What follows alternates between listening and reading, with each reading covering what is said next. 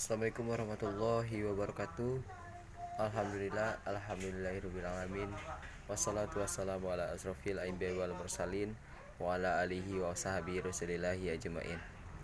Baiklah, pada kesempatan kali ini izinkanlah saya memperkenalkan diri terlebih dahulu. Nama saya Presmegari, NIM 19067018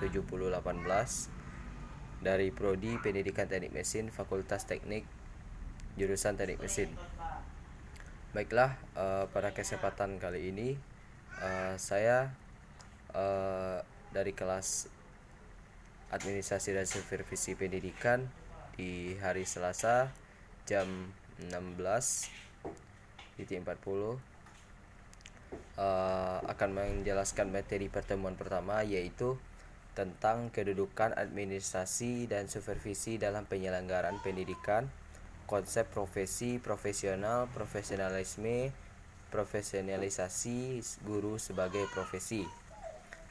Di dalam materi tersebut terdapat 4 sub materi yang akan dijelaskan. Yang pertama ialah tentang menjelaskan kedudukan administrasi dan supervisi dalam penyelenggaraan pendidikan.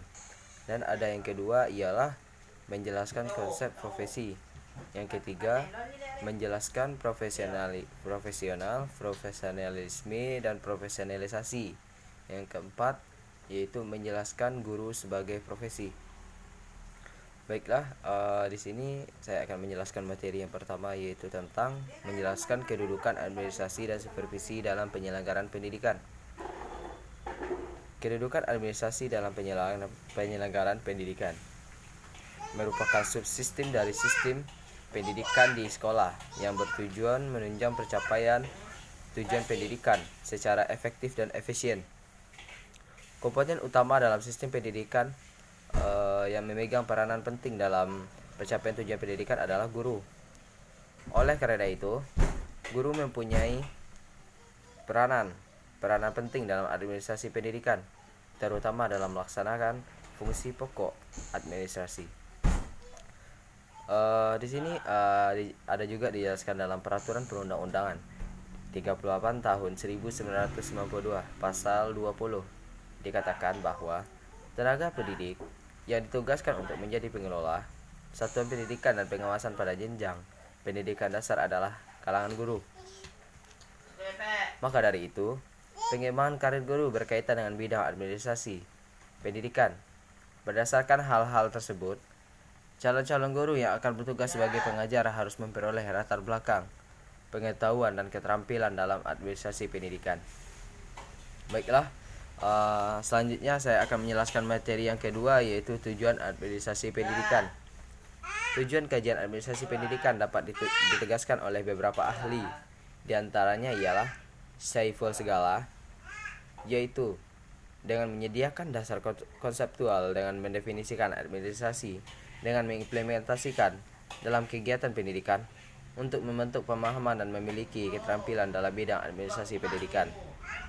Yang kedua ada Daryanto, adalah agar semua kegiatan itu mendukung tercapainya tujuan pendidikan, atau dengan kata lain, administrasi digunakan di dalam dunia pendidikan adalah agar tujuan pendidikan tercapai. Apabila administrasi pendidikan ini semakin baik, semakin yakin pula tujuan pendidikan itu akan segala hal tercapai gitu. Dan ada juga yang Sergio dan Kafar, dia juga memiliki ada 4 tujuan administrasi gitu, yaitu efektivitas produksi, efisien, kemampuan menyesuaikan diri, dan kepuasan kerja gitu. Keempat tujuan tersebut menentukan keberhasilan suatu penyelenggara sekolah. Dan ada juga dari beberapa definisi yang saya dapatkan, yaitu tentang tujuan administrasi pendidikan.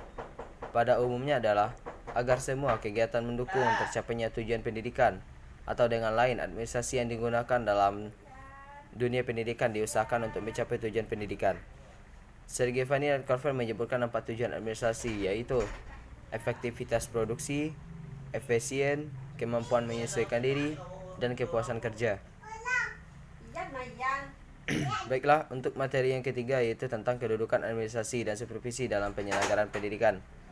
Administrasi pendidikan pada umumnya adalah semua kegiatan yang mendukung tercapainya tujuan pendidikan, Dengan kata lain, administrasi yang digunakan dalam dunia pendidikan diusahakan untuk mencapai tujuan sederhana.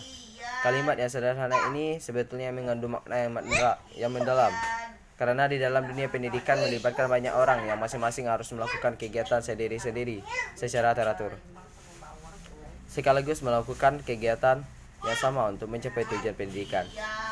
Administrasi dan supervisi pendidikan pada dasarnya merupakan administrasi dalam mengelola, mengatur, dan mengalokasikan sumber daya yang terdapat dalam dunia pendidikan.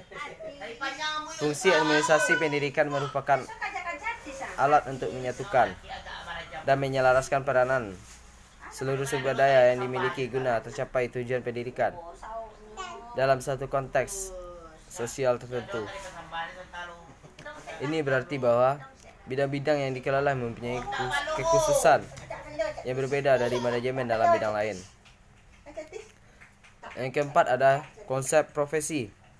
Istilah profesi merujuk pada suatu pekerjaan atau jabatan yang menuntut keahlian, tanggung jawab, dan kesetiaan terhadap pekerjaan tersebut. Secara teori, suatu profesi tidak dapat dilakukan oleh sembarang orang. Yang lain dilatih dan dididik atau disiapkan untuk menekuni bidang pekerjaan tersebut. Suatu profesi erat kaitannya dengan jabatan atau pekerjaan. Dalam pengertian profesi tersirat adanya suatu keharusan, kompetensi agar profesi itu berfungsi dengan sebaik-baiknya. Kompetensi sangat diperlukan untuk melaksanakan fungsi profesi. Dalam masyarakat yang kompleks, sebuah profesi menuntut kemampuan dalam membuat keputusan yang tepat dan kemampuan membuat kebijaksanaan yang tepat. Profesi merupakan keterampilan tertentu yang diperoleh melalui pendidikan dan latihan yang lama dan intensif serta dilakukan dalam lembaga ketentuan yang secara sosial dapat dipertanggungjawabkan. Di dalam jenis bidang profesi terbagi menjadi dua, yaitu yang pertama yaitu profesi khusus profesional. Di dalam profesi khusus profesional, dalam melaksanakan profesi secara khusus untuk mendapatkan nafkah atau penghasilan tertentu sebagai tujuan pokoknya. Yang kedua ialah profesi luhur para profesional, yang mana dalam melaksanakan profesinya tidak lagi untuk mendapatkan nafkah sebagai tujuan utamanya, tetapi sudah merupakan dedikasi atau sebagai jiwa pengabdian semata-mata.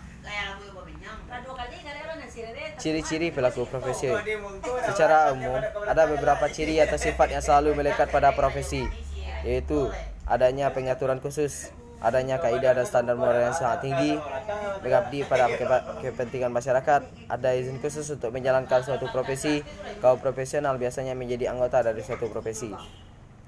Yang kelima yaitu profesionalisme dan profesionalisasi. Di dalam profesional, dalam Kamus Besar Bahasa Indonesia menjelaskan bahwa profesional bersangkutan dengan profesi yang membutuhkan kepandaian khusus untuk menjalankannya. Profesional adalah orang yang berdisiplin dan menjadi kekerasan dalam pekerjaan. Sedangkan menurut Hari Suwanda, profesional ialah seorang yang ahli di bidangnya dan mengandalkan keahlian tersebut sebagai mata pencariannya. Berdasarkan penyebaran tersebut, dapat dikatakan bahwa profesional adalah seseorang yang ahli dalam profesinya, yaitu ditandai dengan adanya kepandaian khusus, memiliki sikap disiplin dan kerja keras, serta tekun dalam menjalankannya sebagai mata pencarian. Salah satu contoh profesional yaitu karyawan yang digaji dan melaksanakan tugas sesuai petunjuk pelaksanaan dan petunjuk teknis yang dibebankan kepadanya. Ada 3 hal pokok yang harus ada pada profesionalisasi personal tersebut, yaitu skill, yang artinya orang tersebut harus benar-benar ahli di bidangnya. Yang kedua, knowledge, yang artinya orang tersebut harus dapat menguasainya, minimal berwawasan mengenai ilmu lain yang berkaitan dengan bidangnya. Yang ketiga ada attitude, yang artinya bukan hanya pintar, akan tetapi harus memiliki etika yang diterapkan di dalam bidangnya. Yang kedua ya profesionalisme. Profesionalisme adalah kemampuan untuk memasuki ajang kompetisi sebagai antisipasi menghadapi globalisasi. Sedangkan menurut profesionalisasi yang lain ialah sikap seorang profesional atau profit. Baik, dapat disimpulkan ialah profesionalisme adalah kecocokan antara kemampuan yang dimiliki oleh birokrasi dengan kebutuhan tugas. Ciri-ciri profesionalisme adalah yang pertama yaitu keinginan untuk selalu menampilkan perilaku yang dapat dijadikan sebagai rujukan yang baik. Yang kedua adalah berusaha meningkatkan dan memelihara perilaku profesionalisasinya. melalui perwujudan perilaku profesional. Yang ketiga ialah keinginan untuk senantiasa mengejar berbagai kesempatan pengembangan profesional yang dapat meningkatkan dan memperbaiki kualitas pengetahuan dan keterampilannya. Yang ketiga adalah profesionalisasi. Profesionalisasi adalah pendidikan prajabatan atau dalam jabatan. Proses pendidikan dan latihan ini biasanya lama dan intensif. Konsep profesional mencakup dua dimensi, yaitu peningkatan status dan peningkatan pelatihan, sehingga dapat disimpulkan bahwa profesionalisasi adalah proses peningkatan status dan peningkatan pelatihan secara intensif serta membutuhkan waktu yang cukup lama.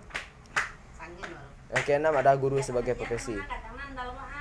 Guru sebagai profesi merupakan suatu profesi yang berarti suatu jabatan yang memerlukan keahlian khusus sebagai guru dan tidak dapat dilakukan oleh sembarang orang di luar pendidikan. Profesi guru adalah jabatan profesional yang memiliki tugas pokok dalam proses pembelajaran. Uraian tugas pokok tersebut mencakup keseluruhan unsur proses pendidikan dan peserta didik. Tugas pokok itu hanya dapat dilakukan secara profesional bila persyaratan personal yang ditetapkan terpenuhi. Kemauan untuk memperbaiki mutu pendidikan menurut guru dijadikan tenaga profesional. Menurut pasal 39 ayat 2 Undang-Undang Nomor 20 Tahun 2003, berarti guru secara aktif dilibatkan dalam pengambilan kebijakan pendidikan baik dalam tingkat lokal, regional, bahkan pada tingkat nasional. Baik, mungkin itu saja materi yang bisa saya sampaikan. Kalau ada kata-kata yang salah atau cara pembuat video saya ada yang salah, mohon dimaafkan. Wabillahi taufiq wal hidayah. Wassalamualaikum warahmatullahi wabarakatuh.